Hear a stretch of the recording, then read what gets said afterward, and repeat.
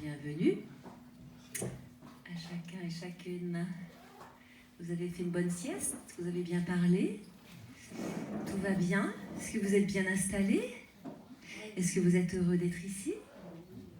Est-ce que vous voulez en savoir plus sur le pranisme, sur mon cheminement? Vous avez déjà entendu beaucoup de choses. Je vais essayer de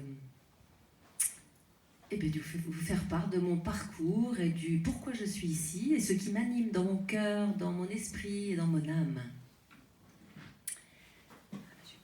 Ah ben non, je peux pas. Il y a encore des personnes qui arrivent. Je vais encore attendre un tout petit peu pour démarrer une méditation. Parce que méditer, c'est bien, mais si ce n'est pas suivi d'action, pour moi, il manque quelque chose. Donc, on va se faire une petite méditation pour nous recentrer. Je crois que ça ne bouge plus autour, donc nous allons y aller. Pour harmoniser un peu toutes nos énergies ensemble, cet après-midi du 2e jour. Donc, tu peux fermer tes yeux ou regarder un point devant toi. En tout cas, te permettre d'être à l'intérieur de toi. Tranquillement, ici et maintenant, dans cet espace où tu es en sécurité. Prends bien conscience de ton corps installé sur ce siège. Prends conscience de tes sensations, de tes perceptions. Comment est ton corps? Est-ce qu'il est paisible? Est-ce qu'il y a des douleurs? Est-ce que c'est fluide? Ou non? Juste accueille ce qui est là, sans juger. Juste accueille. Prends bien conscience que tes pieds sont reliés à la terre, mère qui te porte, pendant que ta tête est reliée au ciel, Père.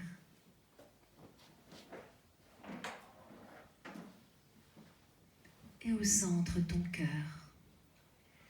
cœur qui bat. Ton cœur qui bat avec le cœur de la vie, parce que tu fais partie de cette vie qui crée, cette vie qui bouge constamment, continuellement. Alors, respire tranquillement, profondément et lentement pour honorer cette vie en toi et autour de toi.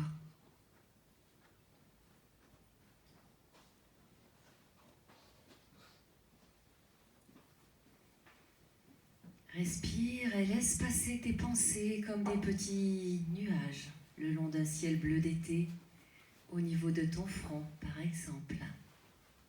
Laisse passer ces pensées, quelles qu'elles soient. Et vois l'incidence sur tes émotions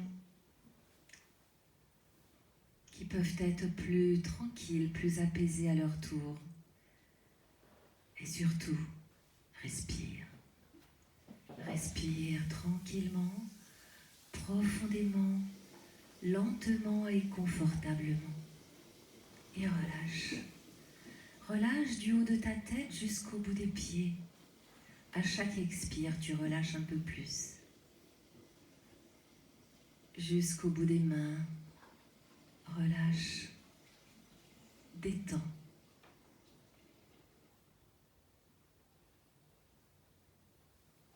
Et puis reviens maintenant encore dans ton cœur aimant,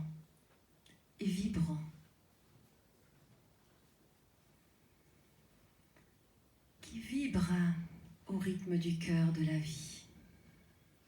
Prends bien conscience de cela, de cette unité en toi, entre ton cœur et le cœur de la vie.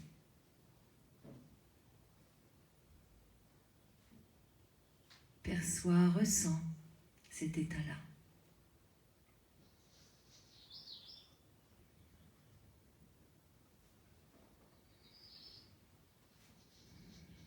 Ce cœur qui est relié à la source, cette source de toute vie à l'intérieur de toi. Tu peux la percevoir à l'extérieur, mais elle est aussi à l'intérieur de toi. Respire dans ce cœur et vois comme il peut s'expanser tout en respirant toujours tranquillement, profondément et confortablement.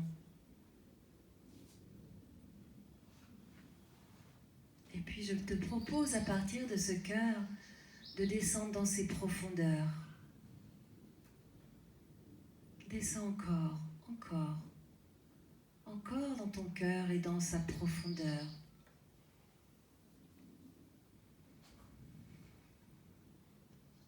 Et là, je te propose de percevoir un magnifique cristal. Un magnifique cristal qui est là depuis longtemps, mais que tu peux aujourd'hui réactiver. Demandons ensemble la réactivation de ton cristal intérieur, afin que tu puisses passer de ce corps carbone dans la solidité, dans la matière, à ce corps christique, cristallin.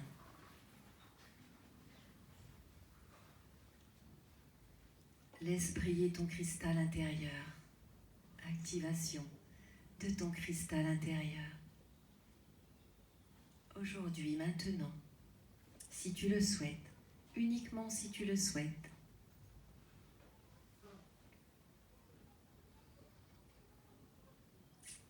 Laisse vibrer ce cristal intérieur. Laisse-le vibrer.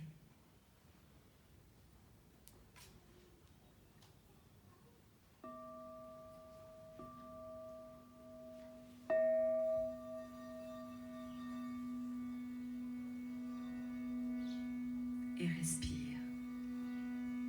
Respire dans ton cristal qui est relié au cristal du centre de la Terre, ainsi qu'au cristal de la source originelle, d'où tu viens.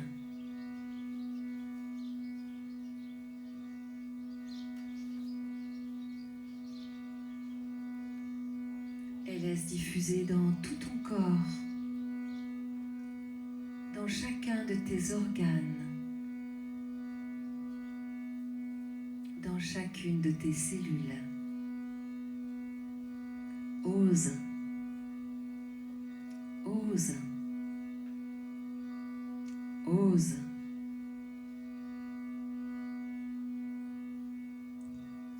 C'est à toi qu'il revient d'oser. Personne d'autre que toi ne te le permettra. Alors laisse vibrer ton cristal intérieur.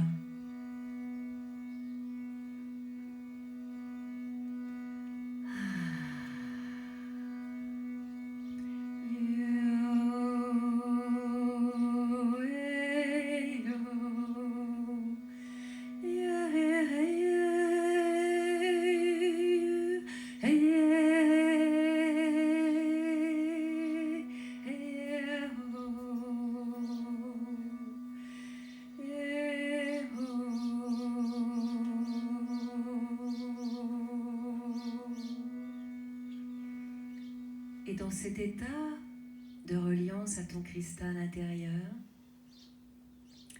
je te propose de prendre acte de cet état, justement, tout en prenant conscience à nouveau de tout ce qui t'entoure autour, toutes ces personnes qui t'entourent. depuis 2 jours maintenant, dans ce lieu, à Lenturel, en Aveyron. Voilà, prends bien conscience de tout ce qui t'entoure et tu fais ce va-et-vient entre l'intérieur et l'extérieur.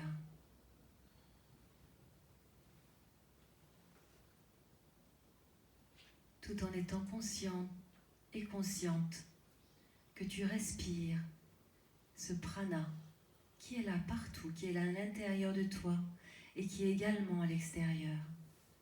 Connexion. Connexion est faite.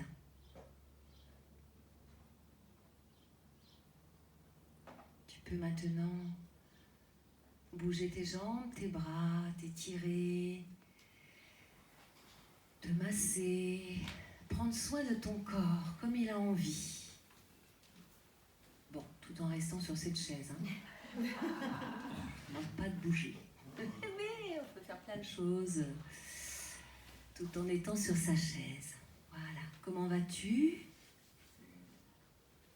Je vois qu'il y en a qui reviennent doucement, donc doucement.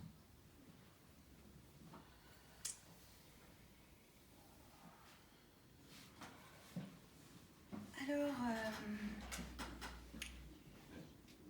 j'ai une petite pensée pour Gérard, qui était là l'année dernière. Gérard Queffer, dont certains connaissent peut-être. Certains le connaissent ici. Oui. Voilà, on a fait connaissance l'année dernière. Il est venu dans le désert, dans le groupe. Ça a été une renaissance, c'est ce qu'il a dit dans la petite vidéo. Et bien là, c'était une tellement renaissance que c'était une renaissance à ses origines, parce qu'il est décédé quelques temps après. Donc j'ai vraiment par accident. Et j'ai vraiment une belle pensée pour lui. Voilà, pensée reliée au cœur. Gérard, tu es avec nous. Je sais que tu nous entends. Voilà, donc aujourd'hui, vous avez vu ça, c'est oser être soi, un chemin d'éveil pour guérir. C'est toute mon histoire en fait, parce que c'était pas gagné du tout de pouvoir être qui je suis et de pouvoir vous parler comme ça là. Pas du tout, du tout. J'étais une petite fille très réservée, très timide, dans une famille qui ne reconnaissait pas le petit canard que j'étais. Et j'ai reconnu après que j'étais un cygne, mais il m'a fallu quelques dizaines d'années. Donc voilà, c'est tout un chemin. Et avant de démarrer, je voulais vous demander s'il y avait des questions particulières, puisque vous avez déjà entendu plusieurs interventions. Est-ce qu'il y a des questions qui vous taraudent là dès maintenant que je pourrais insérer dans mon intervention?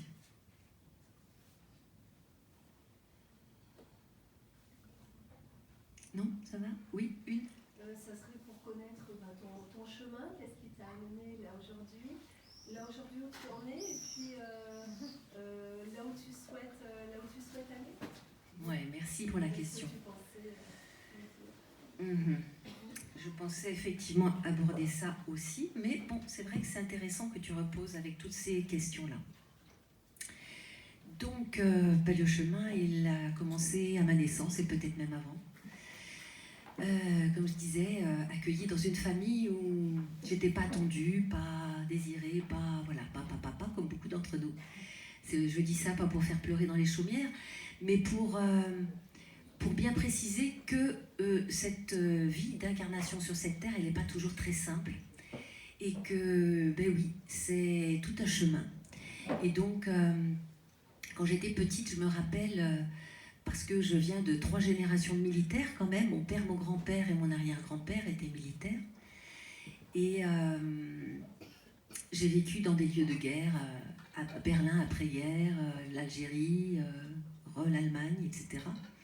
Et j'ai compris après que mon âme avait choisi une incarnation pas très simple. Et de temps en temps, je me souviens, il y a quelques temps encore, je disais à mon âme, t'es quand même casse-cou quand même, hein, t'es quand même casse-cou parce que c'est pas simple ce que tu m'as demandé de vivre. Voilà, un astrologue m'avait dit, votre thème, il est invivable, vous devriez être morte. Je suis vivante, j'ai 68 balais, je pense que ça ne va pas s'arrêter. Mais voilà, c'est un thème difficile. Je dis ça pas pour parler de moi, mais je pense que ça peut parler à certains. Est-ce que ça parle à certains, ça, des débuts de vie un peu compliqués comme ça, là? Oui, quand même, hein, voilà. Eh bien, je voudrais vous dire déjà, on peut s'en remettre. C'est ça le chemin. C'est qu'on peut se remettre de ça et ça demande du job, c'est vrai. Ça demande de s'y mettre. Ça se fait pas tout seul. Et entre-temps, j'ai failli mourir, c'est vrai. J'ai désiré aussi de mourir parce que c'était trop dur. Je me rappelle à 2 ans et demi, 3 ans, je regardais autour de moi et c'était à Berlin, je cherchais l'amour et la beauté que je ne trouvais pas. Je voyais des gens pressés, des gens sombres, des gens préoccupés, une maman dépressive, mon papa qui jouait au petit soldat et il y croyait vraiment. Voilà, donc c'était pas simple. Et donc il a fallu essayer de comprendre les règles du jeu, de ce grand jeu, de cette incarnation. Et je me souviens aussi petite que je ne peux pas dire que je me souviens d'avoir eu faim. J'étais toujours intéressée par, vous voyez, les concombres, la salade verte, des choses comme ça, très légères, qui me rapprochaient de la nature, en fait. Et mon frère, il attendait tous les jours que ma grand-mère sorte les gâteaux du four. Alors moi, ça ne me parlait pas du tout. Les pommes de terre rôties, tous les soirs, pratiquement, chez les grands-parents, ça ne me parlait pas du tout. Voilà, donc déjà, il y avait une attirance pour autre chose. Mais comme tout le monde, j'ai été programmée à manger matin, midi et soir, j'ai fait comme tout le monde. Au point que je me suis perdue là-dedans. Puisque à l'adolescence, avec les émotions, j'ai mangé mes émotions. J'ai mangé beaucoup de bonbons. Beaucoup de bonbons, pas de gâteaux, c'était après les gâteaux. Mais voilà, j'ai confondu l'amour de ma grand-mère avec ces bonbons qu'elle avait en grande quantité. Donc voilà, sur cette terre, on peut mélanger plein de choses. Et c'est vrai que j'ai oublié de dire au début, au départ, je suis psychothérapeute holistique, donc j'aborde effectivement l'aspect physique, émotionnel, mental et spirituel.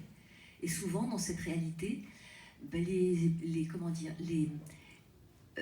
professionnels, certains s'adressent au corps, certains s'adressent au spirituel, certains, les psys, s'adressent à l'émotionnel ou au mental, ceux qui réfléchissent beaucoup, qui se documentent beaucoup, qui font beaucoup d'études. Mais c'est assez rare qu'on relie les 4. Et pour moi, c'est hyper important de relier ces 4 éléments-là. Et donc, d'ailleurs, vous retrouverez dans mon livre qui s'appelle « Oser être soi ». Non, pas oser être soi. Oser guérir son corps, son cœur, ses relations, sa sexualité et sa planète. Pourquoi guérir et parler de tout ça ? Parce que pour guérir, il faut aussi... J'ai pris conscience de ça dans mon histoire, en tout cas, ça n'engage que moi et je n'oblige personne à quoi que ce soit, vraiment pas, y compris les malades que j'accompagne, je ne les engage absolument pas à faire comme moi, parce que je vous dirai après ce qui s'est passé. Et donc, pour guérir son corps, ou pour guérir son esprit, pour guérir son mental, pour moi, il est important d'aller aussi explorer les autres espaces, mais dans le concret du concret. C'est pas se raconter des histoires spirituelles ou des histoires mentales, mais vraiment dans le quotidien. Qu'est-ce que je vais faire ? Donc physiquement, je vais entretenir mon corps physique, comme on l'a fait ce matin. Pour les exercices physiques, on va marcher, on va bouger son corps. Émotionnellement, je vais faire en sorte d'avoir des émotions apaisées. Mais sauf qu'on ne sait pas comment faire sur cette terre. Qu'est-ce qu'on fait ? On nous dit, ici en France en tout cas, je ne sais pas si on dit ça en Italie ou ailleurs, on nous dit beaucoup, accueille tes émotions, laisse-toi traverser par tes émotions. Oui, et alors je vais me faire traverser pendant des années, des dizaines d'années, toute ma vie. C'est comme une cascade qui tombe, mais elle ne s'arrête jamais. Ça ne s'arrête jamais. Les émotions coulent. Et je suis là avec la colère, la tristesse, la peur et tutti quanti, quoi.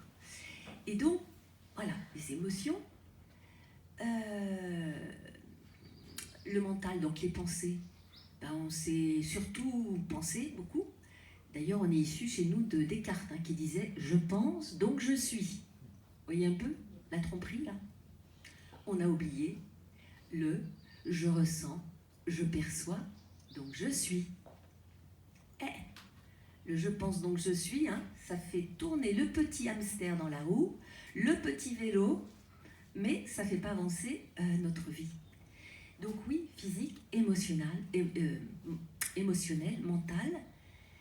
Et donc ce mental, il va permettre, si je pense de manière saine, il va permettre d'avoir des émotions saines.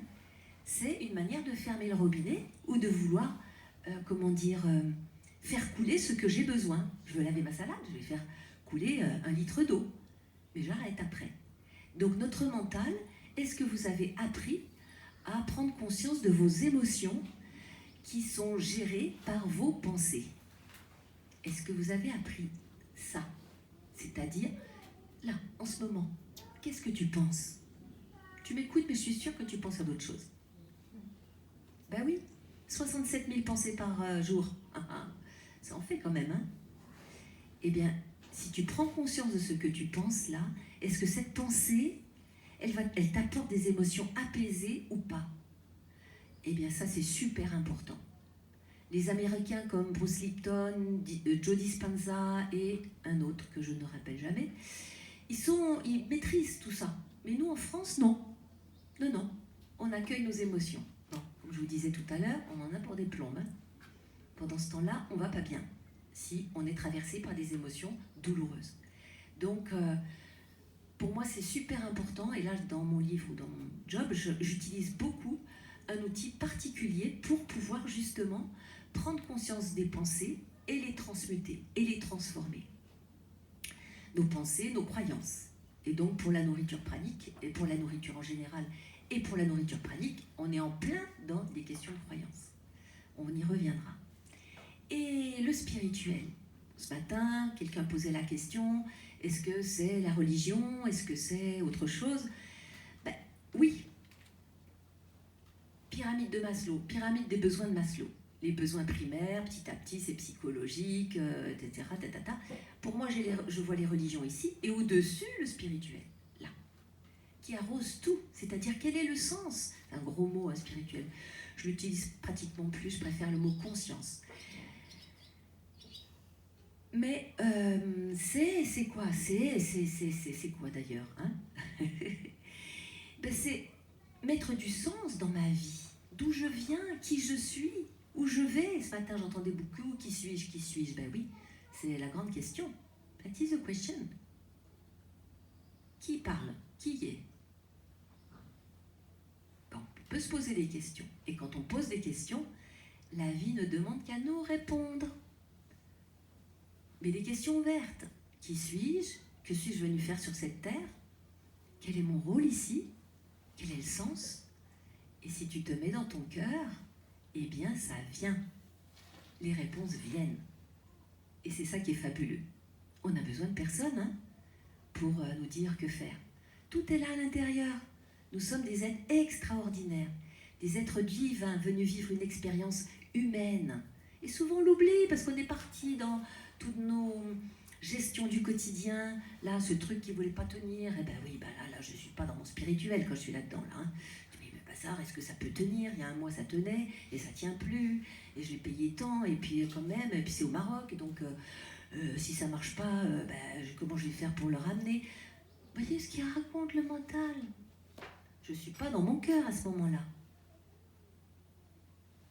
Donc le plus vite possible on se sort de ce truc-là et on n'a pas besoin de s'asseoir en méditation pour ça, c'est dans le quotidien. Pour moi la méditation elle est active dans mon quotidien. Et là, avec ça, je me suis dit, Nelly, respire, il y a toujours une solution. Je demande à quelqu'un, j'ai interpellé quelqu'un qui est venu. Voilà, une autre personne qui est allée chercher la ficelle. Et avant qu'il arrive, c'était déjà installé. D'un seul coup, ça a tenu. Bizarrement, quand je me suis apaisée intérieurement, ce bazar-là, il a tenu tout seul. C'est comme ça que ça fonctionne. Donc, sois vigilant. À quoi tu penses là? Tu penses à quoi? À toi? À cette nana qui parle là? Mais qu'est-ce qu'elle nous raconte? C'est bien, c'est pas bien? Vous savez, tout ça qui passe. Sois conscient de ce qui se passe là. Parce que ça a une incidence sur tes émotions, ça a une incidence sur ton système immunitaire et tes actions. Et tout ça, ça prend forme ici. Pensée, émotion, système immunitaire, et action, et ressenti dans le corps physique, évidemment. Ça peut être une douleur, si ce sont des pensées dynamisantes, Ah, je me sens en expansion, super, joyeuse. Et si ce sont des pensées limitantes, ça va me serrer la hanche, je vais avoir mal à la gorge, je vais avoir mal au cou, je vais avoir mal alouette, alouette quoi. Vous connaissez la chanson, hein? Je vous raconte pas des choses extraordinaires. Hein. Donc ça c'est mon histoire. C'est mon histoire, je vais revenir au prana et mon chemin pranique, hein, mais avant ça, ce que je voulais dire, c'est que la vie, ma vie, c'est tout un enseignement, c'est toute une initiation où j'aurais pu lâcher prise. D'ailleurs, j'ai lâché prise. À un moment, j'avais 37 ans, je me suis dit, c'est trop dur. J'ai fait tout ce que la vie me demande. Et ça ne me va pas, je ne suis pas heureuse. J'ai coché le travail, le mari, la maison, les enfants, avec beaucoup de mal, parce qu'il y avait problème de stérilité pendant 9 ans, donc déjà galère. Le chien, l'aquarium, magnifique, tout.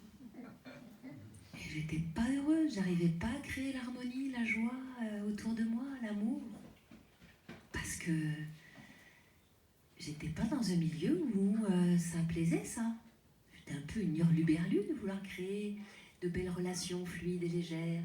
Mais non, elle est bizarre, cette fille, cette sœur.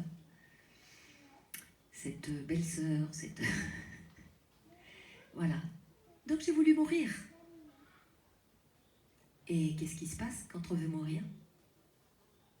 Soit on passe à l'action, de manière concrète. Et, pardon?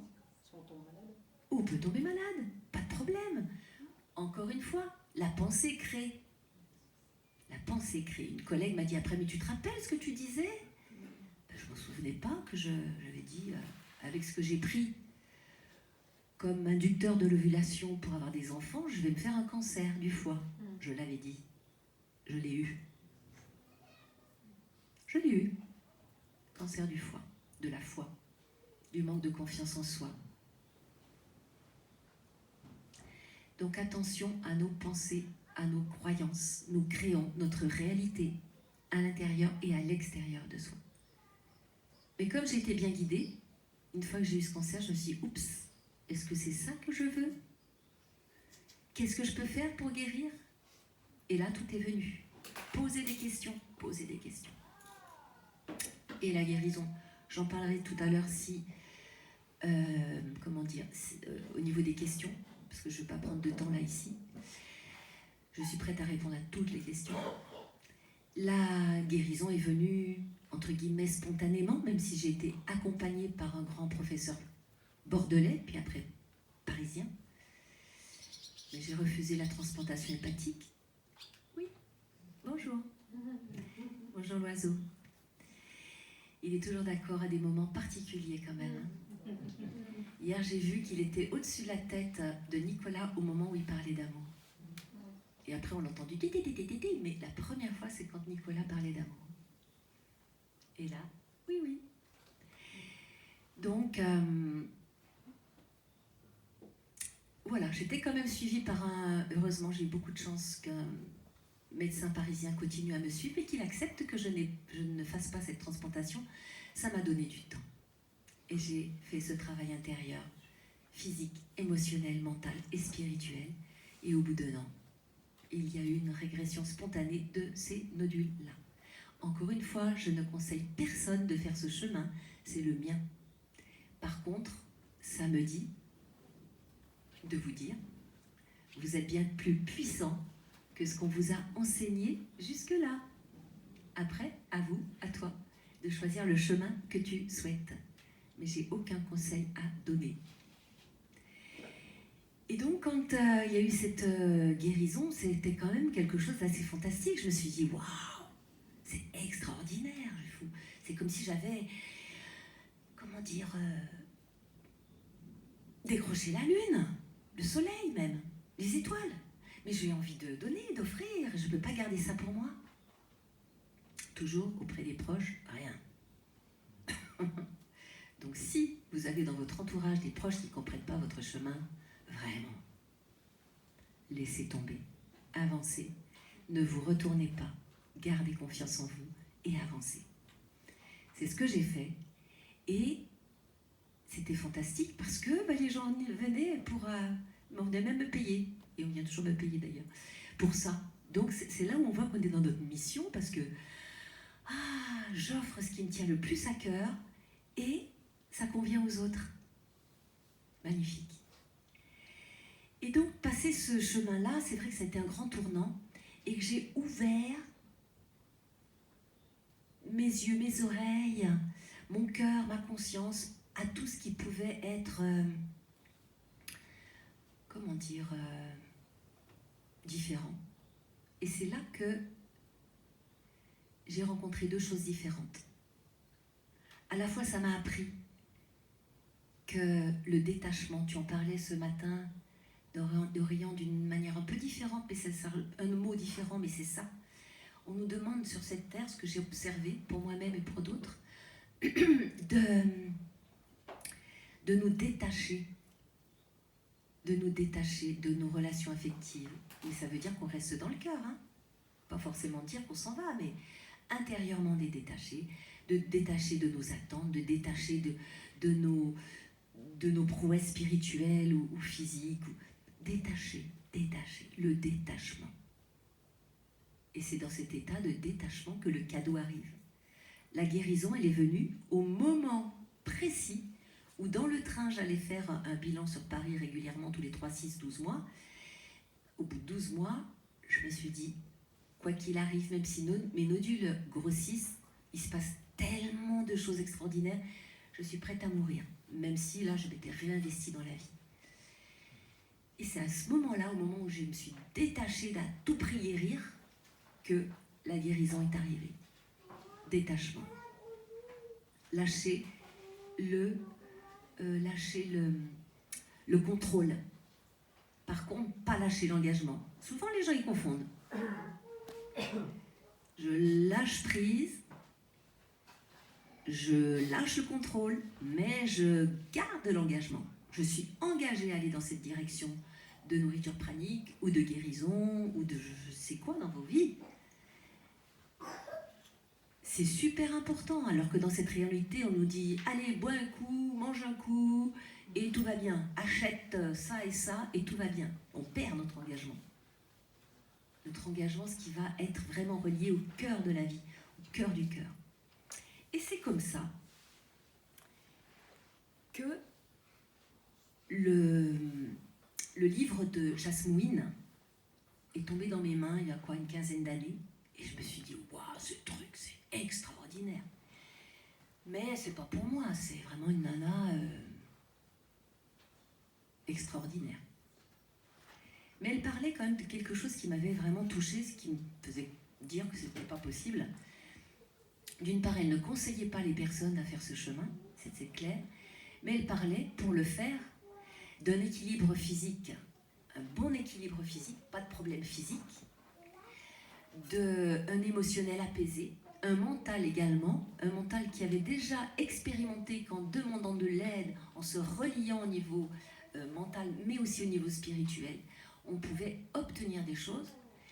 Donc ça m'avait intriguée quand même, hein. J'avais eu cette guérison de maladie, donc je disais quand même, j'ai fait un petit bout de chemin, mais quand même, il m'en reste encore pas mal à faire.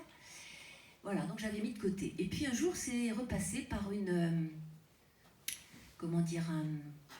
message Messenger où une personne dit, je propose des stages, des processus, voilà, de 21 jours. Nira Rasamyama. Et là, tout mon corps s'est mis à vibrer et à pleurer. J'ai eu un appel, là, c'est comme si mon cœur sortait de mon corps et mon âme également, et c'est là que je veux aller, c'est là. Et un mois après, je faisais ce processus. Et ça a été une révélation. Voilà, c'est comme si je passais de l'autre côté de la vitre. Et qu'il y avait une ouverture de conscience nouvelle encore. Je sentais mon corps différemment, mon esprit différemment, la connexion à la nature, aux plantes, aux animaux. D'ailleurs, je l'ai fait dans une petite tente à côté de Sisteron pendant 21 jours. Et j'allais chercher l'eau à la fontaine et j'allais branché mes 2 appareils, ordinateur et téléphone, dans une brasserie à Sisteron, et je voyais les gens qui mangeaient. Et je me disais, c'est étrange. C'est comme si j'étais dans un autre monde, mais d'un seul coup. Ça m'a vraiment transportée dans un autre monde, et je n'avais pas faim. Je sentais les odeurs de ces assiettes, je voyais ces belles assiettes joliment présentées, mais alors ça ne me faisait aucune envie. Donc voilà comment je suis arrivée au pranisme. Et vous regarderez d'ailleurs, si ça vous dit, si ça vous chante, sur ma chaîne Nelly Kiel sur YouTube, j'ai fait 9 vidéos dans la nature. Vous verrez ma petite tante qui échoue. J'ai fait 9 vidéos de ce processus des 21 jours. Et je décris mes prises de conscience. Ça dure pas très longtemps, c'est des vidéos de quelques minutes, parce que moi je n'aime pas regarder des vidéos longues, j'en fais des courtes aussi. Et comment ce processus se met en place, et puis des apports aussi concrets. Voilà, donc comment j'en suis venue là. Et puis un jour, c'était au moment du confinement, beaucoup de personnes demandaient à être accompagnées. Et la personne qui m'avait accompagnée pour ce processus m'a dit, Nelly, il faut que tu te lances, quoi. T'es thérapeute, t'es psychothérapeute, il faut que tu te lances parce que là, il y a vraiment beaucoup de monde. Donc voilà, au mois de mai 2020, je me suis lancée. Et ça a été fantastique parce que j'ai vu comment c'était simple. Comment c'était simple de passer dans la conscience de ce qui se passe dans son corps, d'utiliser des liquides, non pas pour se nourrir, mais dans le processus Nirara Samyama, c'est pour que l'estomac ne soit pas en feu. Donc c'est juste pour remplir l'estomac. Donc moi à l'époque, je m'en fichais complètement de ce que les personnes pouvaient prendre comme liquide, parce que l'important c'était que l'estomac soit rempli, hein. Voilà. Mais enfin, comme il en avait ou elle en avait envie, mais il n'y avait pas un but de se nourrir. Et voilà. Et mon accompagnement, surtout à ce moment-là, et même maintenant, c'est vraiment prendre en compte cet aspect émotionnel, mental et spirituel. Parce que la différence pour moi entre le jeûne où on se prive de nourriture pour mettre la machine corps au repos, et ça fait du bien parce qu'il faut savoir que chaque jour, le corps a besoin de créer 6 litres de sucre uniquement pour digérer. Et comme disait quelqu'un hier, 70% de ce que l'on mange sert à la digestion. Donc bon, c'est un peu contre-productif cette histoire, hein. Et donc voilà, c'était vraiment voilà, prendre conscience de ça. Et puis voir aussi, mais pourquoi je mange ? Mais pourquoi je mange ? Est-ce que je mange socialement parce que les 8h midi et 19h ? Est-ce que c'est par peur, j'ai beaucoup entendu, par peur d'avoir faim après, donc je mange maintenant, hein. Est-ce que c'est parce que je mange des émotions ? J'ai des émotions, donc hop, je vais mettre la main dans le frigo, je vais mettre la main dans le placard. Ah, ça fait du bien. Au lieu d'aller exprimer mon émotion, à moi-même déjà, et peut-être à d'autres, amis ou thérapeutes. Ça peut être aussi par frustration, ça peut être par réaction, ça peut être... il y en a d'autres qui me manquent là. Par quoi ? On peut manger par quoi aussi ? Par faim. Par faim. Quelle idée. Ça existe ça ? Voilà. Pour compenser. Et vous savez que la vraie faim, eh bien, c'est pas tout de suite, hein. C'est des jours et des jours après. Mais nous avons été habitués de manger. Et on croit que c'est de la faim. Va voir si c'est vraiment de la faim, ou si c'est pas une petite frustration, ou si c'est pas parce que tu as envie de bouger. Oh, si, de dormir aussi. Parfois, c'est le corps qui a besoin juste de repos. Moi, je l'ai vu tout à l'heure. Je me suis dit, ah ouais, mon corps a besoin de repos. Allez, Nelly, tu dors. Mais sinon, je peux toujours être active. Puis à un moment donné, mais il peut y avoir un besoin d'aller chercher ailleurs ce que le corps a besoin, c'est-à-dire une compensation. Je ne vais pas me reposer ou je ne vais pas boire, mais la compensation, ça peut être autre chose, et par exemple la nourriture. Et quelqu'un m'a dit pendant un accompagnement, oh, je me rends compte que ma plus grosse dépendance, c'est la nourriture. Et oui, et je ne crois pas vous l'avoir dit, mais je suis passée par là également, puisqu'à l'adolescence, je suis passée par des troubles alimentaires. Je n'ai pas dit ça, hein? Non. Pourquoi des troubles alimentaires, anorexie, boulimie? Je vous demande un peu. C'est tout à fait logique dans cette histoire-là. Plein d'émotions, une frustration par rapport à ce monde qui ne fonctionne pas comme j'aurais envie, avec paix, amour et joie. Des habitudes alimentaires qui ne respectent pas qui je suis, mais j'en suis pas consciente. Et un désir de transcendance, un désir de... Ça rejoint ce que je disais, amour, paix et joie, hein. Un désir d'absolu que je trouvais dans le fait de ne pas me nourrir. Alors en psychiatrie, on appelle ça de l'anorexie mentale. Donc voilà, c'est-à-dire que ça ne va pas trop au niveau du ciboulot. Mais j'accompagne un certain nombre de personnes anorexiques, c'est pas du tout ça. C'est souvent des personnes qui n'arrivent pas à trouver leur place là, dans leur incarnation. Elles ne sont pas incarnées. Donc elles se rebarrent. Et du coup, la nourriture n'a pas de sens.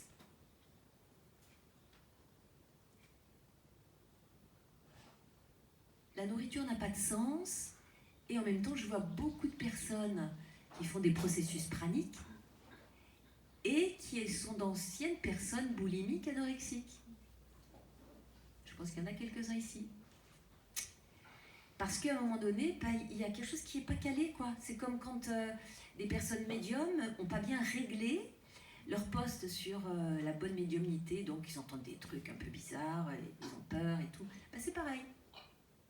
C'est qu'à un moment donné, on n'a pas su, et puis on n'a pas été aidé pour ça, il faut le dire aussi, hein. Régler sur le bon bouton, la bonne fréquence. Voilà, qu'est-ce que je pourrais dire d'autre? J'avais noté plein de choses. Ah oui, ce que je voulais dire aussi, c'est que dans ce chemin-là, pranique, je me suis rendu compte que, ça rejoint un peu ce que je disais tout à l'heure, il est super important de continuer ou de commencer à travailler sur nos émotions. On y revient. Et nos émotions, elles viennent d'où? Je vous l'ai dit tout à l'heure, de nos pensées. D'accord? Je l'ai dit tout à l'heure, mais pas que. Nos pensées, elles viennent d'ailleurs encore. D'où elles viennent nos pensées? Du passé. Du passé. De quoi d'autre? Du futur. Du futur. Qui dit du futur? Ça peut, dans la multidimensionnalité, pourquoi pas. Mais bon, on peut peut-être rester sur cette terre pour l'instant, hein, mais bon, voilà. C'est vrai que si on prend en compte que nous sommes dans différents espaces en même temps, bon, d'accord. Mais bon, là, nous allons rester dans cette vie-là, hein, même si je n'ignore pas cet aspect-là aussi. Et c'est ça, de notre passé, de nos blessures émotionnelles d'incarnation. Et nos blessures émotionnelles d'incarnation, il est quelle heure?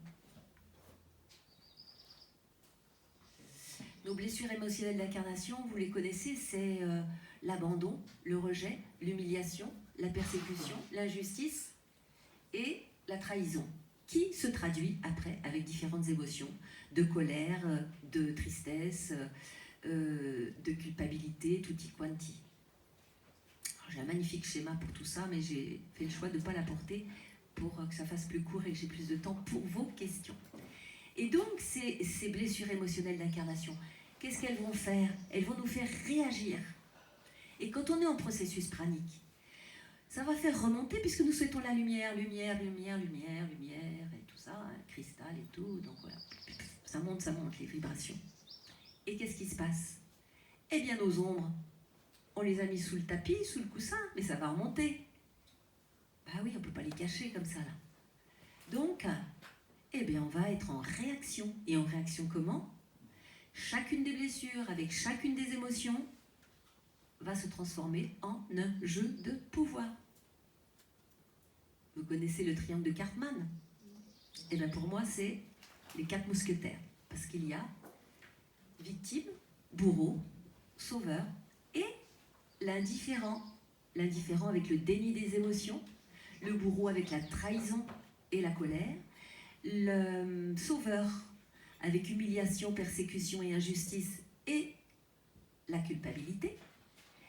Et il y en a un que je n'ai pas nommé, ah oui, l'abandon, avec la tristesse qui va se transformer en victime. Et on le voit encore, moi j'ai fait un petit peu le tour des écolieux là, et j'ai voulu œuvrer dans un écolieu. On a dû tous partir aux 3/4 parce que jeu de pouvoir. Le bourreau qui va chercher sa victime, la victime qui va chercher son bourreau. Le sauveur qui va vouloir sauver la victime qui au bout d'un moment en aura marre, mais qui va quand même s'approcher parce que c'est mon job moi d'être sauvé.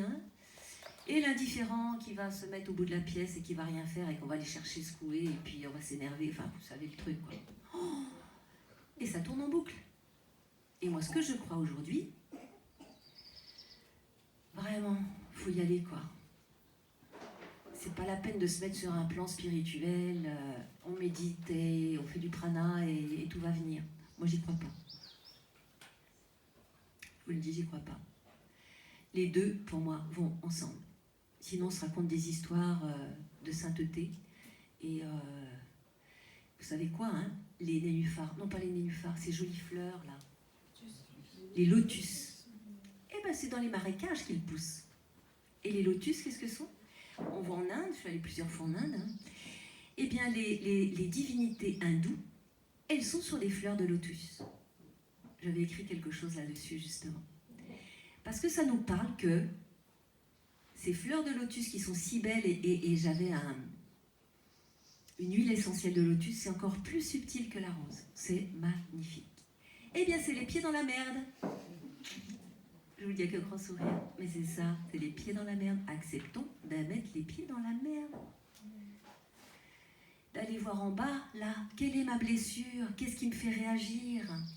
Est-ce que je me sens pas aimée, rejetée? Allez, je vais m'occuper de ma blessure de rejet, c'est la mienne. Voilà.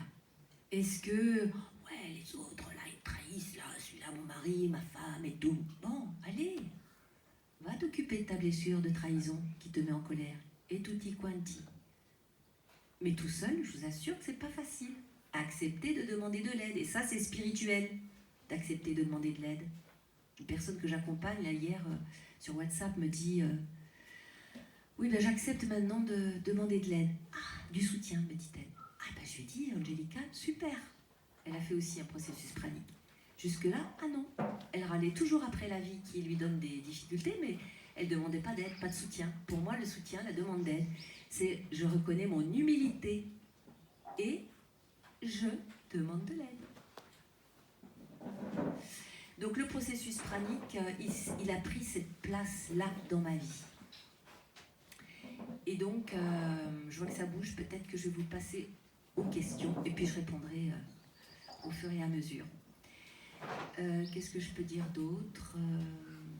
Voilà, si vous voulez, ben vous pouvez, il y a une petite fiche là, vous pouvez mettre vos coordonnées pour recevoir ma newsletter. Le livre Oser guérir, si vous voulez, je vous fais une jolie petite dédicace. Et sinon, pour info, j'accompagne à Oser guérir, et encore une fois, en complément des traitements médicaux, s'il y a des gens qui croient que je dis aux gens de guérir tout seul, pas du tout. C'est en complément des traitements médicaux, que ce soit bien dit et entendu. Oser guérir, oser être soi et révéler sa puissance avec joie. Oser quoi encore? Oser la femme consciente et sacrée, oser l'homme puissant et conscient, et oser plein d'autres choses, je pense, non pas plein d'autres. Et oser aller dans le désert. Depuis 1 an, j'accompagne des groupes de conscience, des caravanes de conscience dans le désert, et c'est waouh, vous devez le voir à mon sourire, j'adore. On bivouaque plusieurs jours dans le désert, et bientôt je vais aller nager avec les dauphins parce que je vais emmener un groupe à la rencontre de son dauphin intérieur. Voilà, vous voyez, quand on ose, à un moment donné, il y a plein de portes qui s'ouvrent, et la petite Nelly très réservée, très limitée, eh bien elle fait la place à une Nelly qui ose et qui se fait plaisir. Et honnêtement, j'aimerais pas revenir à mes 30 ans, ni mes 40 ans. La vie, pour moi, elle a commencé à 49 ans. Vous voyez un peu. Donc, j'en suis qu'à la moitié de ma vie, à 68 ans. Voilà. Et qu'on ne me dise pas le contraire, attention. Pardon? T'as 68 ans? Oui. 68 ans le 29 juillet, bientôt. Donc vous pouvez me souhaiter mon anniversaire, j'accueille. Voilà, pour l'aventure. Je suis sûre que j'ai oublié des choses, mais allez-y dans les questions et je vais répondre. Je voudrais savoir, dans ta vie, enfin, antérieure au processus, comme tu dis, tu avais créé une cellule familiale, mari, enfant. Que sont-ils devenus? Est-ce qu'ils t'ont suivi dans ton cheminement, etc. À votre avis? Non. On n'entend pas la question de... Ah, elle a demandé si ma famille m'a suivi dans mon processus d'évolution. À votre avis, est-ce qu'ils m'ont suivi? Bah non. Bah non, parce que notre âme, elle choisit pas forcément des parcours faciles. S'il faut attendre que papa, maman, frères, sœurs et enfants, même ça va jusqu'aux enfants, nous donnent le passeport, bon, on peut attendre longtemps. Si ça se fait dans votre famille, bravo. Je sais qu'il y en a qui viennent ici en famille. Alléluia, hein, vous avez réussi. Mais je l'entends pas souvent, ça. Hein. Donc n'attendez pas d'avoir le passeport de votre famille. Sinon, vous aurez la petite boîte de fin et vous ne serez pas allé expérimenter qui vous êtes. Mais j'ai pleuré des seaux et des seaux de larmes, hein, je vous le dis quand même. Avant d'être dans la légèreté et la joie par rapport à ça, j'ai cherché toutes les solutions pour que ça puisse se faire. Aujourd'hui, mes parents ne sont plus là. Petit coucou à vous deux. Merci pour tout ce que j'ai vécu. Ça a été dur, mais c'est grâce à ça que je suis là. Et mes enfants, je ne parle plus de ça. Et je me retiens. Par moments, c'est dur. Hein. Mais voilà. Vous êtes des parents formidables et les enfants sont magnifiques. Vous êtes des parents formidables et les enfants sont magnifiques. Voilà ce que je peux dire à peu près. Une autre question ?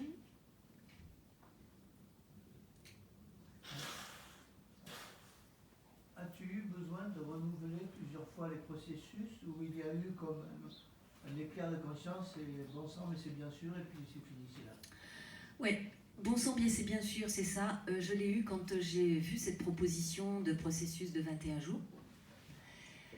Mais ça s'est passé, voilà, pendant ces 21 jours. Mais non, c'est un chemin, c'est toujours un chemin.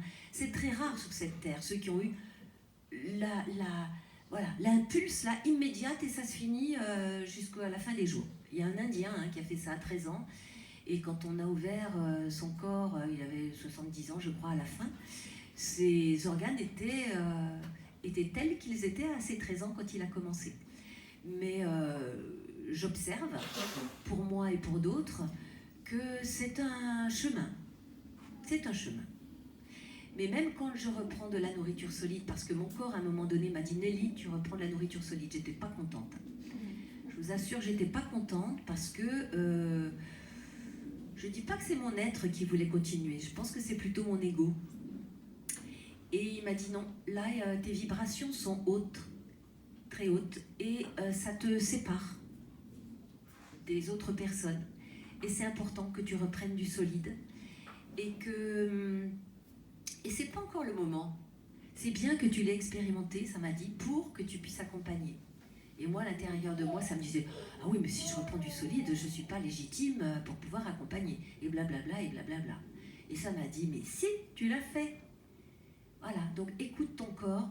Ah, c'est ça que je voulais vous dire.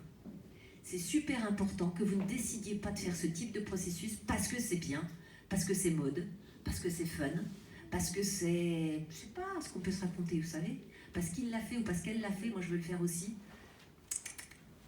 C'est vraiment important de sentir vraiment un appel du cœur, de l'âme. Et comment faire pour savoir si c'est justement le cœur, l'âme, ou si c'est le mental? Mais c'est apprendre à poser des questions. Et dans mon processus, j'apprends à poser des questions au corps et à l'esprit. Dis-moi mon corps, dis-moi mon esprit. Est-ce que ce processus est juste pour moi? Oh, c'est expansif, c'est joyeux, oui, c'est ça. Est-ce que c'est bon pour moi là maintenant? Ouh, ça se resserre, ça fait non. Eh bien, j'écoute ça. Et parfois le mental, il veut quand même. Eh ben non. Apprenez à prendre vos décisions avec ça, avec le corps qui est relié à l'esprit. Et juste avant de demander au corps, demande la reliance à ta source intérieure, qui est reliée à la source originelle d'où tu viens ou d'où nous venons tous. Et là, le corps sait, il va t'exprimer. Par la fermeture, les contractions, les douleurs, c'est non. Par l'expansion, par la joie, c'est oui. Une autre petite question?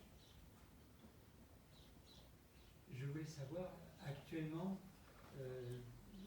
quelle est ta nourriture finalement, ou ta boisson, enfin, actuellement? Actuellement, beaucoup de liquide. Et liquide. J'aime bien aussi sucer les dattes. Tu m'as amusé quand tu m'as parlé des dattes. J'aime bien sucer les dattes. Je reviens du Maroc, là. J'ai d'un mois au Maroc. J'ai fait un salon. C'est pour ça que j'ai ce joli truc. Je l'ai mis parce que quand même, j'ai acheté là-bas. Il faut que ça serve. Hein. Voilà. Et donc là-bas, il y a des grosses dattes mesgoules là, qui fondent dans la bouche. Là. Waouh. Donc voilà, c'est ça. Mais je vais vous dire un truc. 3 fois par an à peu près, j'ai des envies de saucisson. Et j'ai dû manger 5 steaks tartare en 20 ans. Mais voilà.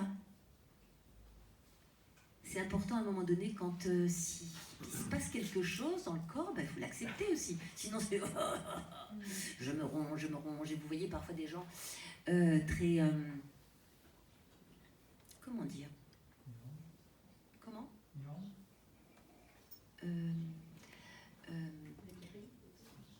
Oh, je trouve pas le terme. Dans un rigide, voilà. Hein, soit vegan, soit végétarien, soit pranique, soit. C'est très comme ça, et c'est pas très joyeux. Ben là, non. Pour moi, c'est ben non. Hein, c'est important quand même, à certains moments, de pouvoir dire ah. Ben mon corps, j'ai encore des réminiscences de saucisson. Ça alors, c'est pas très plaisant. Hein, parce que je vous assure, ce qui se passe, commence même à le manger dans le magasin. Je suis purement humaine sur cette terre, même si j'ai des origines d'ailleurs, mais voilà, je sais même faire ça, j'en suis fière. Voilà, une autre question peut-être? Moi j'ai une question. Est-ce que tu as trouvé que c'était difficile de rentrer dans un chemin pranique dans la vie de la ville, on va dire, la vie citadine avec Alors je l'ai commencé moi en pleine nature, c'est ça le truc. Je l'ai commencé en pleine nature, dans ma petite tente, tu vois. La continuation, Alors, oh oui, c'est la question intéressante. Figure-toi que un mois après, 5 semaines après, je partais au Costa Rica pour un stage et j'étais très bien. Donc je vais dire à l'hôtesse de l'air que je fais une détox, un jeûne, enfin je ne sais plus quel mot, je ne voulais pas lui dire pranique. Donc je prends du liquide. Ok, elle me dit ça. Okay. Je passe par Bordeaux, l'aéroport de Paris, j'allais arriver au Costa Rica 1 heure avant d'atterrir, mais une envie de manger, je vous dis pas. Et là, je fais tout ce que je peux, je fais mes déblayages intérieurs, je me dis ça m'appartient pas, c'est des émotions qui appartiennent à ces gens, parce qu'on va atterrir, donc c'est toutes ces peurs que je capte. J'avais vu 2 films où j'avais eu la larme à l'œil, donc l'émotionnel qui était là, je suis consciente de tout ça, je bosse sur tout ça, impossible de gérer ça. Qu'est-ce que j'ai fait? Je suis allée voir l'hôtesse de l'air, je lui ai dit je veux manger. J'ai fait ma reprise après 5 semaines de pranisme avec la pizza de l'avion.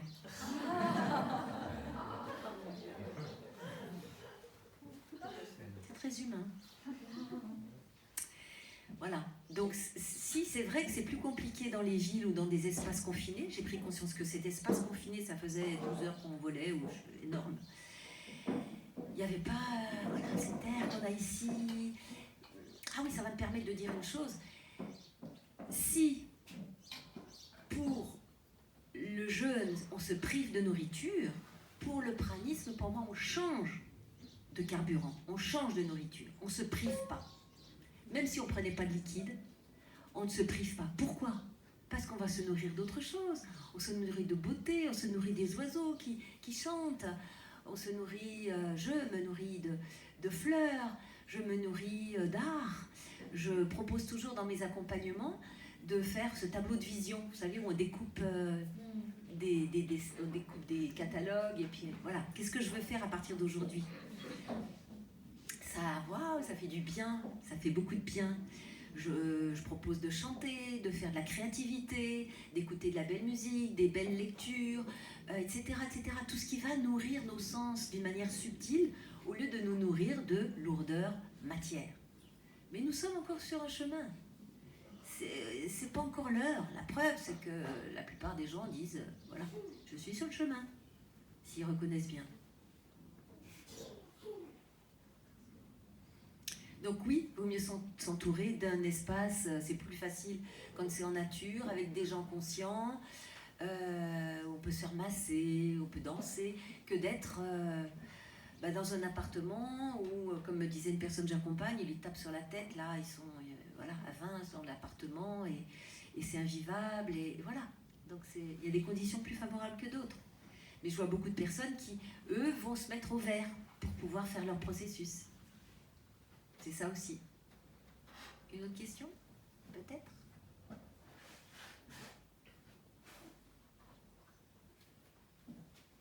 Yes. Tu parlais du triangle de Karpman en rajoutant l'indifférence, c'est ça? Tu pourrais développer ce... Oui, oui. C'est un enseignement que j'ai reçu, la position de l'indifférent. Et quand je l'ai découvert, j'ai dit, mais oui, c'est bien sûr l'indifférent. Je vais te donner un exemple. Le bourreau, c'est le père qui enferme sa fille victime dans la tour. Le sauveur, c'est le prince qui vient avec son joli cheval blanc et qui vient sauver la princesse. Et l'indifférent, qu'est-ce qu'il fait, lui, à votre avis? Il regarde, mais il fait autre chose aussi. Méditation pour la paix, vous pouvez, sur sa planète, vous pouvez avoir une petite pensée de paix sur la planète à 16 heures. Planète lumineuse, plein d'amour et de lumière. Et donc, cet indifférent, il va raconter l'histoire. Il est en retrait. Vous voyez ces gens qui se mettent en retrait, qui dans un groupe, ils vont pas parler, ils se mettent en retrait. Dès que c'est fini, hop, ils vont partir. C'est des gens qui ont la blessure de rejet. Donc, tous les agressent. Donc, ils ne savent pas qu'ils sont sous-émotionnels, qu'ils ont des émotions. Mais c'est un véritable volcan ou tsunami, là. Je connais ça, c'était mon histoire. Et donc, je me rappelle une fois, j'étais assistante sociale avant d'être qui je suis, là. Et le chef de service me met la main sur l'épaule en réunion. Mais c'est comme si ça me brûlait. Mais qu'est-ce qu'il me veut? Mais qu'est-ce qu'il me veut? Donc depuis, j'ai fait du chemin, hein. J'ai fait du tantra, le toucher, c'est plus un problème. Vous pouvez me faire des hugs, j'aime beaucoup les hugs. Voilà, mais c'est ça, cet indifférent-là, il a été tellement blessé, comme les autres, hein, mais chacun son mode de réaction, c'est sa réaction à lui, il se met en retrait. Donc il va écrire l'histoire, mais il va aussi aller dans des recherches intellectuelles. Ah, il n'y a plus de mode, il n'y a plus de... Il n'y a plus. Donc c'est aussi, on pourrait détailler chacun des jeux de pouvoir par des professions. Et le sauveur, c'est souvent des personnes qui vont être dans le soin, qui vont être médecins, infirmiers, thérapeutes. Et ce qu'il faut faire pour eux, c'est vraiment travailler sur eux-mêmes. Mais ça ne fonctionne plus. C'est pour ça que je me retire, parce que sinon, je suis obligée de me mettre en avant, mais ça ne fonctionne plus. Vous entendez pas? Si, voilà. Donc, l'indifférent, lui, il va monter dans le mental. Donc, ça va être des personnes qui vont chercher beaucoup à s'instruire. Donc, il va pouvoir vous parler pendant des heures d'un sujet, de l'archéologie ou des étoiles, ou de la nourriture pranique, ou de, je sais pas, d'autres choses. Il va être incalable dans tel et tel sujet. Voilà, pour répondre pour celui-ci. Vers quelle profession on va s'orienter? Eh bien, toutes les professions intellectuelles, les enseignants, beaucoup d'enseignants, des chercheurs, des enseignants. Ouais. Une autre question? Je peux répondre à tout. Vraiment. Comment tu vois que les traumas peuvent être travaillés avec l'approche, on va dire, de l'alimentation pranique comment ça se transmute en quelque sorte, comment sont gérés? Je ne sais pas si ça a un rapport, en fait, ça n'a peut-être pas de rapport parce que c'est peut-être plutôt psychothérapeutique qui peut travailler les traumas, mais j'ai l'impression qu'il y a, du fait que ce sont des manifestations d'émotions qu'on a là et dont on n'est pas nécessairement conscient mais qui sont là, des traumas de longtemps, de pas longtemps, peu importe. Oui. On comprend que le détachement, en fait, je comprends que le détachement, d'une certaine manière, l'ouverture, plutôt, pranique, amène à un abandon, à lâcher prise des émotions. Alors, je ne sais pas, c'est un peu tordu, hein, excuse-moi. Non, c'est intéressant. Alors, oui, le chemin pranique peut amener à un lâcher-prise des émotions, mais peut amener aussi à des remontées émotionnelles. Ça, je l'ai vu et je le vois encore. Donc, c'est là où je dis, pour moi, c'est important de pouvoir être accompagné pour pouvoir justement travailler sur ces émotions qui remontent. Une personne, par exemple, c'est un abus sexuel qui est remonté pendant le processus. Et en disant... Ah oui, mais je me rends compte que l'abus le plus fort, c'est aussi cet abus de nourriture que je me remplis. Et c'est quelqu'un qui avait un poids assez important. Et il y avait un abus sexuel qui n'était pas régulé, on va dire, ni conscientisé. Donc, on est allé voir sa petite fille intérieure. Je l'ai accompagnée à faire un travail intérieur pour pouvoir guérir cet enfant intérieur. Et bien là, ça marche. Voilà, mais parce que c'est ma sensibilité. Certains disent c'est pas nécessaire, mais bon voilà, c'est mon chemin, c'est ma perception, on va dire. Et par rapport, puisque tu as parlé du mot détachement, je vais vous dire un truc, c'est que mon premier processus, c'était donc en août 2019, juste avant le coco, et pendant ce processus, ça m'a dit Nelly, va sur les routes, laisse ta maison, laisse ton cabinet. Ça faisait 25 ans que j'avais mon cabinet. Et va sur les routes. Ah, j'ai dit, non, sûrement pas. Je ne vais pas jouer à la bohémienne, moi. Pas du tout. Et bien, 6 mois après, j'étais sur les routes. Et ça fait 4 ans et demi. Vous verrez, mon carrosse, il est juste là. J'ai un beau carrosse. Voilà, j'ai pris toutes mes économies. J'ai acheté un beau carrosse tout neuf. Et heureusement, parce que je ne serais pas restée 4 ans et demi... si j'avais voulu le petit véhicule qui passe sous les barres, comme je voulais. Mais voilà, ça m'a fait faire un choix que je n'avais jamais imaginé. Quand j'ai parlé à une amie, elle m'a dit « Oh, moi je veux faire ça depuis toute petite, je vais te le chercher, etc. » Moi, j'avais vraiment pas imaginé ça. Donc, il peut se passer des choses comme ça, et comment je les gère, ça m'a perturbée au départ. Parce que j'ai dû travailler sur mes peurs, d'abandonner... mes patients, de perdre encore plus ma famille, mes amis, de me tromper, de pas savoir où aller, de quoi encore, de solitude, et tutti quanti. J'ai un petit film de 10 minutes que je peux passer, parce qu'une réalisatrice est venue me voir et elle m'a dit je vais vous suivre pendant 5 jours et je vais faire un petit film. Donc j'ai un petit film, pas très long, 11 minutes, et voilà, où elle m'interviewe et elle me suit dans mon carrosse. Près de chez toi, je crois. Voilà, donc j'ai répondu à 2 choses en même temps. Donc oui, et le détachement... Ah oui, c'était ça, j'y allais aussi. Figurez-vous que j'ai pris la décision parce que je me suis dit, voilà, je ne vais pas attendre éternellement sur mon canapé que ma famille vienne à moi. Et voilà, il faut que je parte, il faut que je bouge. C'est ça. Et ça, je crois beaucoup à la force de l'action. Il faut que je bouge, donc j'ai dit j'y vais. Et je me suis dit, je ne vais pas décider avec mon mental et avec ma tête. Je vais aller au gré du vent et au gré du van. Donc pour ceux qui ont Facebook ou Insta, voilà, c'est souvent, je vais au gré du vent, au gré du van, ou au gré du vent du Maroc, au gré du vent de l'Antuel. Non, je ne l'ai pas fait, mais je pourrais le faire. Parce que j'écoute à l'intérieur de moi ce que dit ma conscience. Et parfois, je me suis retrouvée au volant, prête à partir. Puis à l'intérieur, ça faisait, ben non. Oh ben non, ben je pars pas. Ou alors allongée sur mon lit, je fais des trucs, puis de seul coup, ah ben ça me dit, vas-y, et ben j'y vais. Oui, c'est ça aussi le détachement. C'est le détachement de ce que mon mental peut me raconter, sur ce qu'il faut faire, sur ce qu'il ne faut pas faire.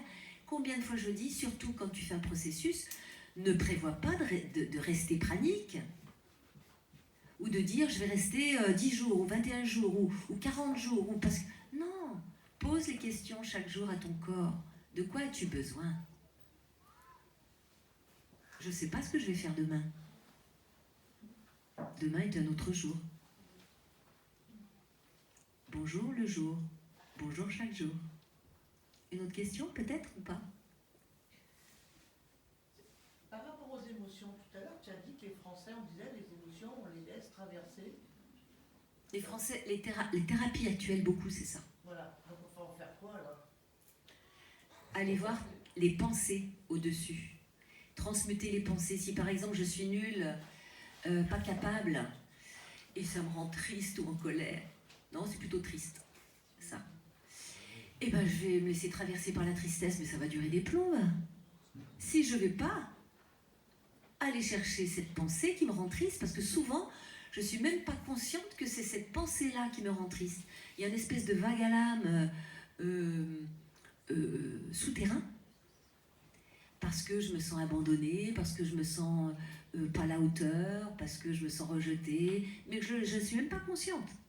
Et si je suis consciente de ça, ben je peux dire ah mais j'ai des capacités, j'ai déjà fait ça et ça et ça, et je m'engage.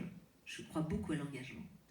Je m'engage à faire tout ce qui est en mon pouvoir pour créer la vie que je souhaite, aller là, ou faire une formation, ou méditer, ou faire un jardin, ou je ne sais pas moi. Faire des hugs à toutes les personnes que je trouve et qui veulent bien recevoir mes hugs. Je ne sais pas, ce qui va me mettre en joie, est-ce qui va me montrer que je ne suis pas quelqu'un de nul, mais bien sûr que je ne suis pas nulle. Même si papa, maman ou l'instituteur l'ont dit. Tu vois, mais il y a toutes ces blessures-là, quoi, qui sont là. Même à 90 balais, quoi, elles sont là. Donc, l'émotion, elle arrive, Oui, on remonte, oui, on regarde, oui, on transforme, oui. on met un programme. Donc, Oui. voilà, c'est Nouveau programme, voilà. c'est ça. Et hop, Et hop, parce que si tu te dis, je suis quelqu'un de bien, je choisis de m'aimer, qu'est-ce qui se passe dans ton émotionnel? Tu le sens là? Dis-toi ça, je suis quelqu'un de bien, je m'aime et je m'apprécie tel que je suis. Qu'est-ce qui se passe dans ton corps? Ça sourit, ton corps se détend. Quelle est l'émotion? la joie. La joie, l'apaisement. Et là, tu te dis après, je suis vraiment une nullité de chez nul. Je suis vraiment bonne à rien. Qu'est-ce que ça fait dans ton corps? Dis-toi-le là, pour expérimenter. C'est automatique, hein? Ah bah, ça plombe. Et bien moi, ça me fait comme ça.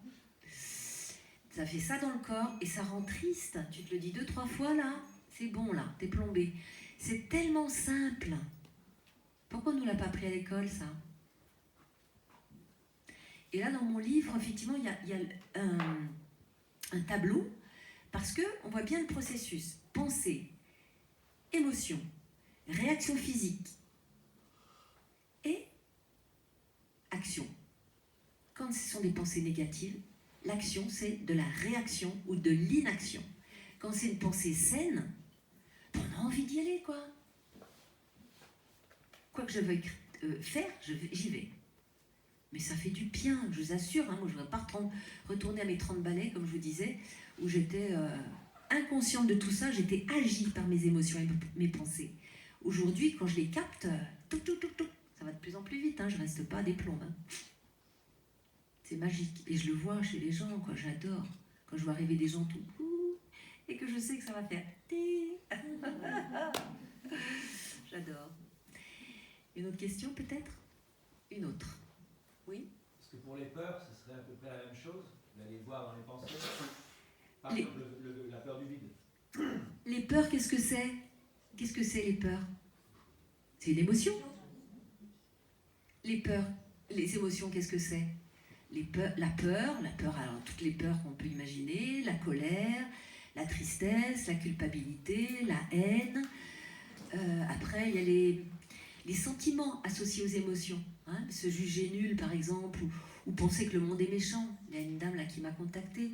Alors ces deux pensées, on a vu, elle n'est pas à la hauteur et elle se méfie de tout le monde. Je ne sais pas encore son histoire, on va commencer à bosser ensemble, mais comment pouvez-vous imaginer qu'elle soit bien? Je l'ai vue, elle est toute coincée, c'est une magnifique personne, je vois que ses yeux sont prêts à briller, mais elle est enfermée là-dedans. Donc je sais qu'elle va rayonner, mais pour l'instant elle est enfermée. Et elle s'était dit, je vais faire un boulot sur moi quand mes enfants seront grands. Quand ils seront partis. Mais je me dis, mais c'est maintenant que vos enfants ont besoin d'avoir une maman épanouie parce que vous allez donner l'exemple. C'est pas une fois qu'ils seront élevés, qu'ils seront partis chacun de leur côté, que vous allez pouvoir transmettre qui vous êtes. Donc c'est maintenant. Elle a compris. Voilà, donc les peurs, oui. Alors après, par rapport aux peurs, on peut aussi aller faire ce que j'appelle de l'intériorisation. C'est une forme d'hypnose, mais c'est plus conscient que l'hypnose. Mais ça permet d'aller à l'intérieur de soi et d'aller retrouver l'événement marquant. Parce qu'à mon avis, s'il y a une peur de quoi tu dis? Du vide. Du vide. Voilà, à mon avis, il faut aller trouver l'événement marquant. Et si on va à l'intérieur de soi, on va retrouver l'événement marquant et on va pouvoir intervenir sur cet événement, faire ce qu'il faut, dire à la personne qui a que quoi, ou inverser le processus. Et pour le cerveau, que ce soit réel, imaginaire ou virtuel, c'est la même chose. Donc quand on va aller remplacer un événement marquant par un autre événement évolutionnant, le cerveau il va prendre. Pour peu qu'on l'entretienne par des pensées saines, le tour est joué.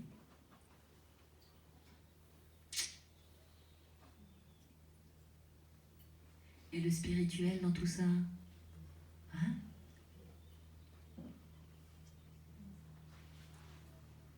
C'est l'essence même de qui nous sommes. C'est la connexion au cœur, la connexion à tout ce qui est là, à vos cœurs, à toute cette nature qui nous entoure. C'est vraiment être conscient de ça à chaque instant.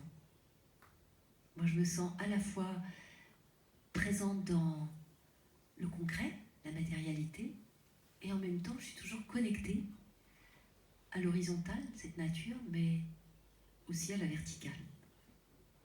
Parce qu'une fois qu'on a nettoyé nos poubelles, parce que c'est ça en fait, c'est que quand on est dans toutes ces émotions et toutes ces pensées, ce sont des poubelles. Donc si on fait du prana, mais qu'on a gardé nos poubelles, certes, le prana peut amener à avoir un petit peu plus de conscience et d'éclaircie, mais quand même, en tout cas c'est mon expérience, c'est important de vider nos poubelles. Et c'est pour ça que je n'ai pas dit ça, mais je peux le dire maintenant, que je propose, avant de démarrer et pendant le processus, de faire une bonne purge à l'huile de ricin. C'est des choses anciennes qu'on n'utilise plus parce que ça fonctionne trop bien. Et ça nettoie la lymphe. Et nous avons les pensées, nous avons les émotions de notre lymphe. Et notre lymphe, elle est encrassée par nos émotions. Et nos émotions et nos pensées sont la conséquence aussi de l'état de notre lymphe. La lymphe interstitielle qui se situe dans nos cellules, mais aussi la lymphe circulante qui circule partout dans notre corps. Et on peut être impressionné par tout ce qui sort au niveau de nos intestins quand on fait ce genre de purge. Il y a les selles, certes, ça nettoie les intestins, mais quand ça nettoie la lymphe, et ça nettoie la lymphe, c'est du liquide qui sort. Alors que rien n'a été mangé ni bu depuis des heures et des heures. Donc ça vraiment, je trouve que c'est fantastique. Une autre question? Oui, vous avez dit que vous vous sentiez relié à autre chose que la Terre. Je me sentais reliée à autre chose que la Terre. Oui,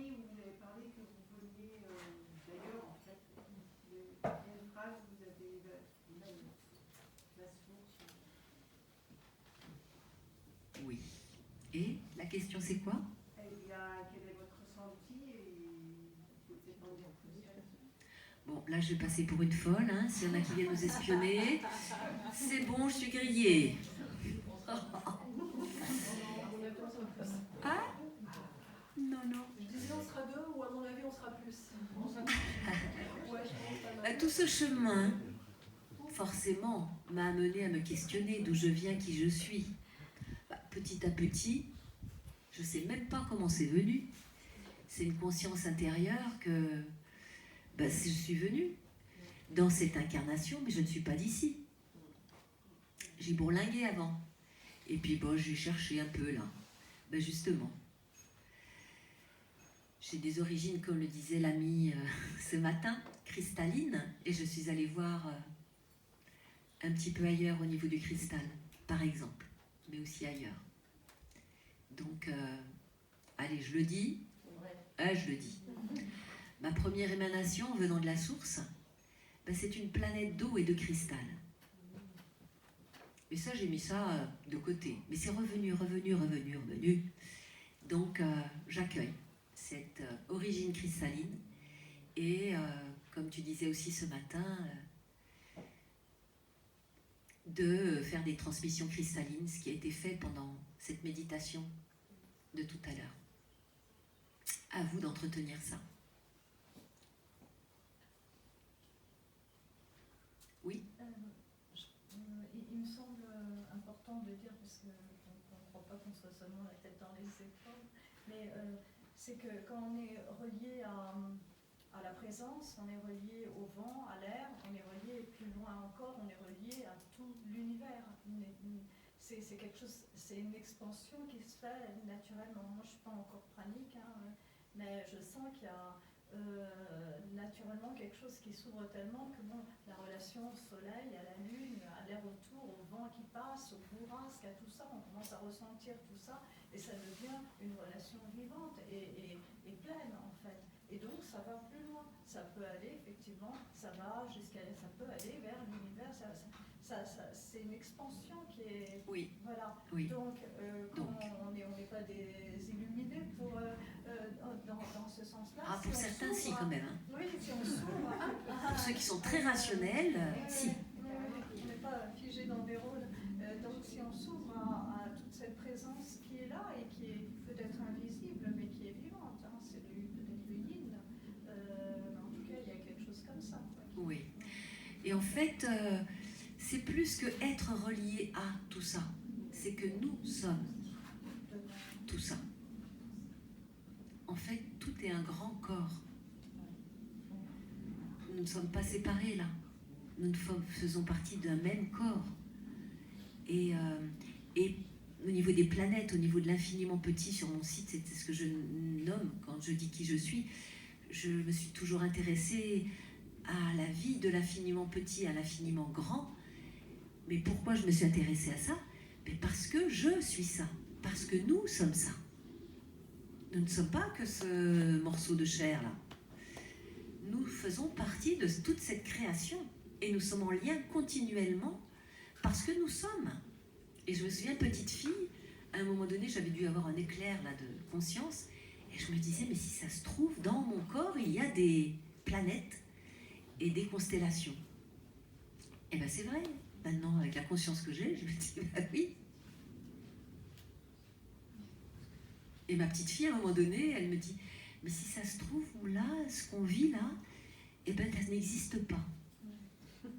Ben ouais, les enfants, si on les écoute, au lieu de leur enseigner des choses sans arrêt, avant 7-8 ans, si on leur pose des questions, je vais vous dire qu'eux, ils savent. Hein. Une fois, je lui avais dit, on prenait un bain ensemble, et comme ça, c'est bien, il y a l'eau qui est là et tout. Puis j'ai dit, mais Anne-Claire, tu penses, toi, qu'on vient où? Qu'on vient d'où? Elle me dit, alors sans se démonter, hein. Je sais pas où elle est allée chercher ça. Mais là, tu vois, à côté du soleil, là, on vient là, à côté, et on vient sur Terre plusieurs fois, on vit des choses difficiles, puis après on revient en maître enseignant. Ah ben j'étais bluffée, je n'avais jamais dit ça. Et puis une fois, je lui avais dit, bah, écoute, fais quand même attention à toi parce qu'elle allait voir des petites amies qui avaient des gros problèmes, elle est en 6e, elle se droguait. Oh, t'inquiète pas, maman, hein, tu sais, là, j'ai une corde là, qui vient là, du soleil et ça vient jusque là. Ah bon? Là, elle était plus âgée. Hein. Et alors maintenant, elle veut entendre parler de rien. Je suis une... comment elle m'a dit? Récemment encore, ésotérique. Des trucs ésotériques. Des trucs ésotériques. Oui, t'as bien aimé cette maison là parce que c'est comment dire, c'est meublé, c'est organisé de manière ésotérique. Je n'ai rien dit, maintenant je dis plus. Rien. Avant je discutais. Oui, oui, oui. Tu as raison. Surtout pas chercher le conflit. Dites aux autres ce qu'ils ont envie d'entendre. 36. Ça dure, hein. Ça dure. Alors qu'à l'adolescence, au bac, elle priait pour réussir ses études. Elle priait. Là, je peux même plus en parler. Hein. Je suis une vilaine. Acceptez d'être des gens bizarres. Plus vite vous accepterez d'être traité en gens bizarres, et plus vite vous allez pouvoir être qui vous êtes. Moi, j'ai tenté pendant longtemps de me faire accepter auprès de gens qui me trouvaient bizarre. Oh, j'ai dépensé une énergie. Si ça peut vous faire gagner 20 ou 30 ans, je vous assure, acceptez d'être bizarre. Vous serez toujours bizarre. Si c'est pas du prana, ça sera autre chose. Moi, je croyais qu'avec le tantra, j'avais découvert la cerise sur le gâteau, mettre du spirituel dans la sexualité. Eh ben non, après le tantra, c'était le prana. Qu'est-ce qui va se passer après? J'en sais rien. Et je suis sûre qu'il va se passer des trucs, quoi. Une autre question? Quelle heure est-il? Ah ouais. Moi, je crois qu'on a fait le tour, hein. On a fait le tour des questions. Je reste disponible après, hein, si vous voulez, pour échanger. Moi, j'adore échanger, parler. Je vais rester demain, c'est sûr. Après, je ne suis pas sûre. Je vais regarder mon agenda tout à l'heure. Et je dois être au congrès de santé intégrative dans le Jura jeudi. Et je pensais avoir une semaine, mais non. Donc je vais faire le maximum pour que ça s'étire le temps, mais je crois que je ne vais pas pouvoir rester jusqu'à mardi. Donc sur demain, je ne suis pas sûre que je serai là encore après lundi, mardi. Malheureusement. L'année dernière, j'étais là tout le temps, mais là, je ne suis pas sûre. Donc je suis disponible aujourd'hui, demain, pour des échanges. Voilà, vous pouvez écrire vos petits noms, vos grands noms. J'ai des cartes aussi, des cartes qui ont été créées non pas par moi, mais par une fée cristalline. Et vous pouvez choisir une carte et la remettre, hein, surtout. J'y tiens. Et je les emmène dans le désert et à chaque fois on me dit « Oh, on a mis une petite carte, elles sont géniales !» Voilà, et si vous voulez que je vous parle du désert ou des dauphins, les dauphins, je n'ai pas encore organisé, mais le désert, au mois de mars prochain, ce sera « Oser la femme leader ». Oser la femme leader de sa vie avec cœur. Et la semaine suivante, oser le couple sacré et alchimique. Pourquoi? Parce que je me suis rendu compte qu'il y avait beaucoup plus de femmes qui font les démarches. La première fois, j'avais des hommes. La deuxième fois, j'avais pas d'hommes. La troisième, je ne sais pas. Mais les femmes donc, ont vraiment envie de bosser sur elles et de s'ouvrir à plus de conscience, de s'ouvrir. C'est comme ça. Regardez ici, il y a plus de femmes que d'hommes, mais quand même, il y a quand même beaucoup d'hommes. Il y a quand même beaucoup d'hommes, c'est vrai. Et puis les femmes m'ont dit, j'ai vu. Et les femmes m'ont dit, oh là là, j'aimerais bien que mon homme vienne. Donc voilà, j'ai fait. Et puis comme on aborde beaucoup masculin, féminin, la sexualité sacrée, tutti quanti. J'ai dit, allez, on va voir, hein. Si ça prend, ça prend, si ça prend pas, ça prend pas. Le couple sacré et alchimique. Oui, Jacques. T'as rien pour les hommes célibataires? Eh ben, je l'ai pas prévu, mais peut-être que. Sacré Jacques. Ouais. Voilà. Donc, oser être soi, c'est un chemin d'éveil. Le prana, c'est un chemin d'éveil. Oser être soi mène au prana. Le prana mène à oser être soi. Et nous pouvons guérir, amener de la joie dans nos vies. Rions ensemble. Tant que nous ne sommes pas dans la joie, c'est qu'il manque quelque chose encore. C'est un bon signe quand on est dans la joie, parce que c'est le bon chemin. Merci à chacun, chacune d'entre vous. Merci pour ce bon moment passé ensemble. Ça